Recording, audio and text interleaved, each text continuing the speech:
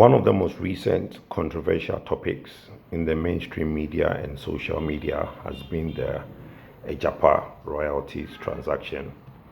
And I have always said that as and when there is a transaction or there is an issue that I feel that I want to weigh in, I'll do such videos to put things in perspective and also explain from how I understand it and what I think Ghanaians should know about such transactions. I don't think civil society in Ghana is of the view that somebody is going to amass wealth or somebody is going to do a kalabule or a corrupt transaction when you intend to list on the London Stock Exchange, and sort of transaction you'll be able to take Ghana's money and run with it or invest it in any other way than Ghana getting that money that it said it's going to get. Let's put our mind away from that. I think the difference between the way the politicians who are involved in this deal, the ministers of finance and other government officials, the disagreement that they don't see how civil society see these things is that when civil societies point things out, they point out governance issues, they point out processes. If you sit in your office and think that because you're an elected government official, you have all the knowledge and you have all the mandate. Yes, you do have the mandate, but consultation is very important. If you are able to get consultants from London and from Europe to come into Ghana and you pay them all these millions of dollars to consult, to advise, and you have policy think tanks in Ghana, like Imani, like ASAP, Codeo, all the other think tanks some of them headed by our good friend Dr. Manteyao and the likes. These are people who have had immense experience in policy formulation and policy processes. And they are not asking you for anything. All they are asking for is you consulting civil society in the processes, especially when you want to do something like mortgage our future earnings of a country, the royalties that government gets. We have tried this pre-borrowing, by borrowing before we make that earnings, borrowing ahead of time. We did that with oil. We've had oil since 2011 when we started producing. We went and borrowed heavily in the bonds market, borrowed heavily from China, and we built Ghana Gas, and we've basically paying some of these loans that we took from China with our oil receipts. In 2015, January thereabout, or let's say first quarter, second quarter 2015, we had borrowed so much ahead of our oil receipts that our total interest commitment in first quarter, second quarter 2015, our total oil receipts could only pay the interest because the oil prices had come down, and the earnings from oil could only pay the interest on how much we have borrowed, let alone talk of principal. So when Ghana thought we've gotten oil, we basically got borrowing happy and we took all this money. It tells you that if as a country we are prudent, we are very conservative with our spending, and we earn and spend, for me, I think it's a much better approach than trying to collect all these monies, spend it on infrastructure or whatever we feel fit for the future generation to pay. And that seems to be the mandate that some people have put on themselves, that look, because you voted me into power, I think that me taking the future earnings of this country and spending it now whilst I'm here is the best approach for the country. Well, we might think that, or we might not think so, but all civil society is asking for is that before you go on to make such decisions, involve us, involve the various civil societies. Anytime there has been a donor-funded transaction, one of the caveats, one of the preconditions is that the government does stakeholders consultation, consult civil societies immensely.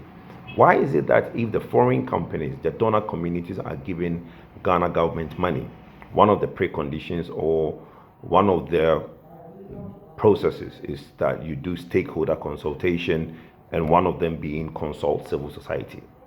But when you think that you have the money and you want to do consultation, you rather consult Europeans than consult your own civil society.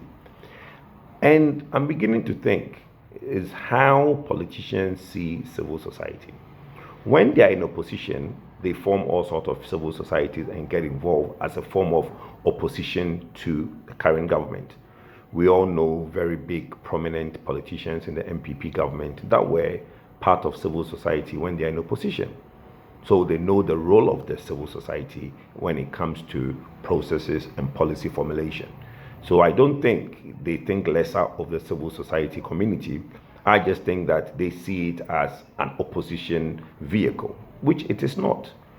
You have the likes of Dr. Manteao, you have the likes of Franklin Kujo from Imani, Kofi Bento, and Aseb Bemboache, and very learned people who have been around, attended conferences.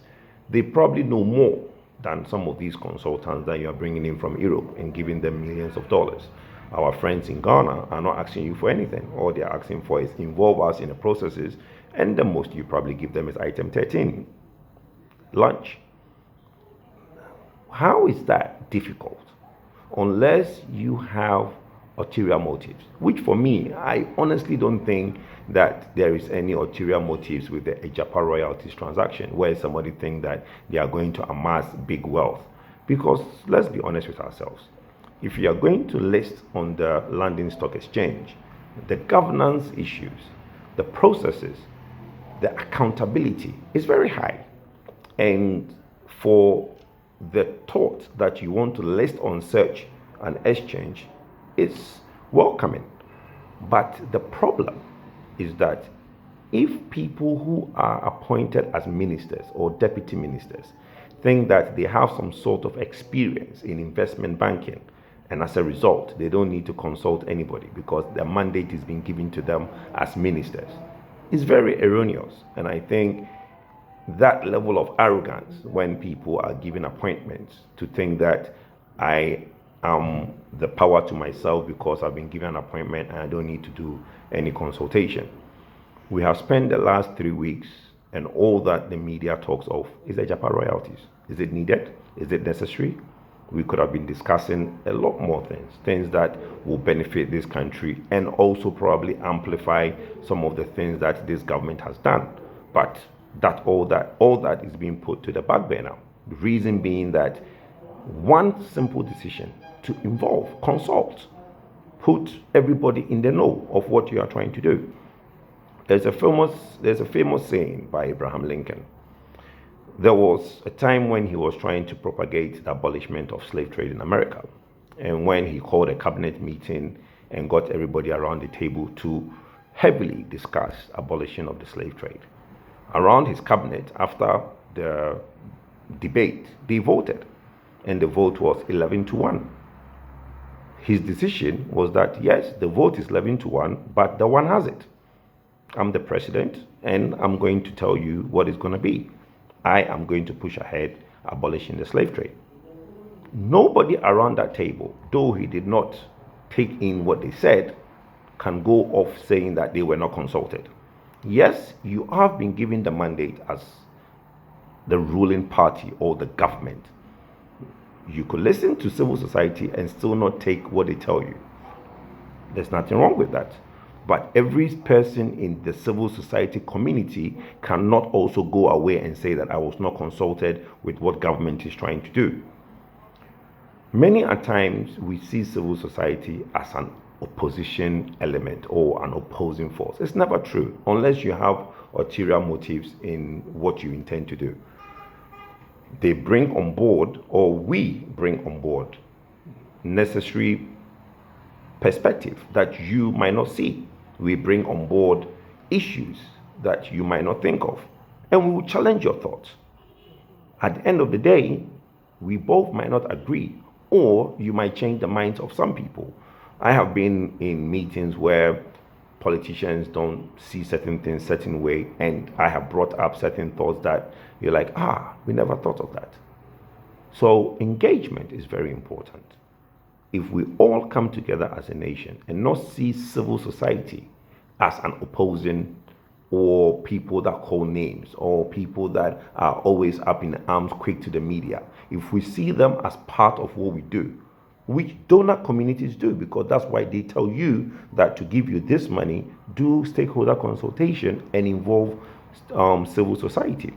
So don't let the lawyers or all these videos going around in the media.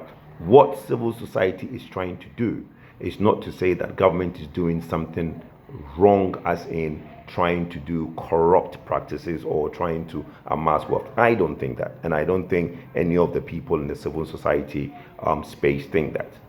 All we are saying as civil society community is that involve us in your processes. We will bring on board certain aspects, be it you're a former banker or a former Wall Street expert or whatever.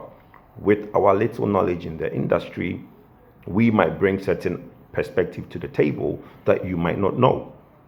You work with us. Politicians are quick to work with civil society when they're in opposition, as I said earlier. Why is it so difficult to work with civil society when you are in government?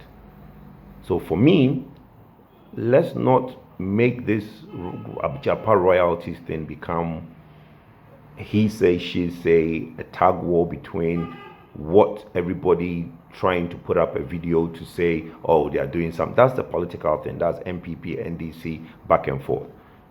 If you are watching this video, what you should understand is that civil society is trying to let government understand the importance of consultation. And for me, that is what is the fundamental error in this process. Nobody was consulted.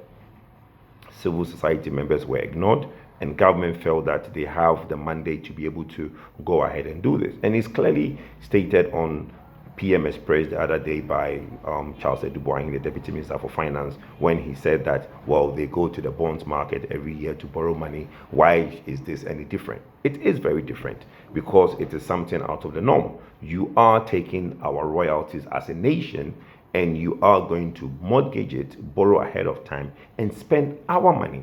Monies that when you are no longer in government, we would have to pay for.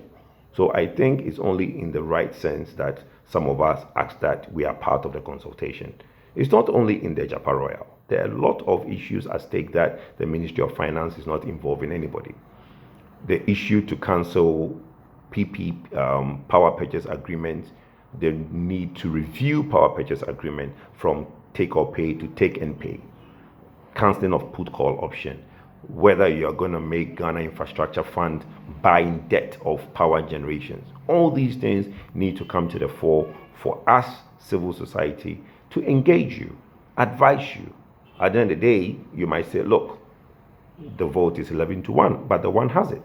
There's nothing wrong with that. But we can never walk away thinking that you did not advise or we were not part of the process. And we cannot walk away saying that you have not consulted us. The consultation that politicians, when they are in power, find it very difficult to do is what sometimes is mind-boggling. And I'm hoping that they will change their ways and involve civil society because we are part of the process. Thank you.